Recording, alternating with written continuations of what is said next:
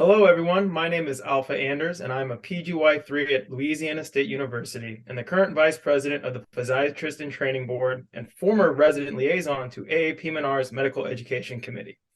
I'm excited to welcome to our Q&A interview with Dr. Steve Flanagan, President of AAPM&R, as well as Chair of Rehabilitation Medicine at New York University Grossman School of Medicine and Medical Director of Rusk Rehabilitation at NYU Langone Health. Today, we're going to be chatting about the barriers our field needs to address, with the first focused on medical education and how the Academy is adapting its educational resources. You kicked off your April editorial in the Physiatrist with a new series on the barriers our field needs to address in order to advance the specialty. This particular editorial focuses on medical education for both our trainees and practicing members, as well as how the Academy works to continually adapt its educational offerings to match the challenging healthcare landscape.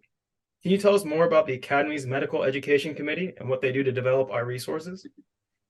Sure, and Alpha, thanks so much for asking that question and for interviewing me today. So, so I'm really looking forward to these interviews and my future columns in the Physiatrist, talking about some of the barriers that our field needs to address in order to achieve our vision, which is PM&R Bold, to ensure that everybody in medicine looks at physiatry and physiatrists as vital, necessary, and essential to achieve that triple aim of medicine, to ensure that patients achieve the best outcomes, have the best experiences, and we do it efficiently, which just means for less money. And that's what physiatry is all about.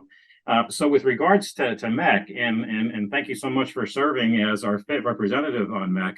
I have a long history with MEC before I joined the executive committee at the AAPM&R. I served initially on the CME committee, which is a subcommittee of MEC, and then served 4 years as chair of the medical education committee.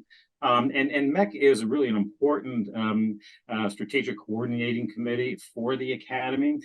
We are charged with identifying the educational needs of our physiatry members, and quite frankly, all physiatrists, to make sure that we're providing them the education they need for their practice, and not just clinical skills, but also what they need to do to start up their practice, what they need to do to become leaders in the field, what they need to do to ensure their own success in what they need to do to be successful.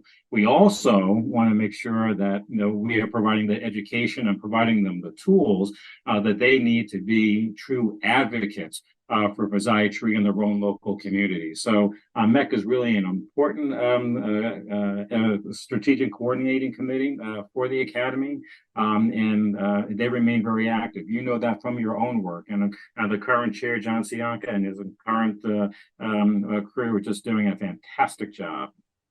I thoroughly enjoyed working with Dr. Cianca as a resident, getting to peek behind the curtains, see what goes into creating the resources that I lean on every single day.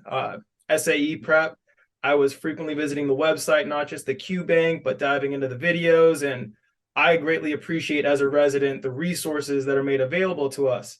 And I'm also excited to explore those early career resources once I'm in that lane. I'm slowly shifting there, but I just love that it's wrapped around throughout all phases of your career, beginning, middle, end. They have stuff for everybody. So it was really fun to be a part of.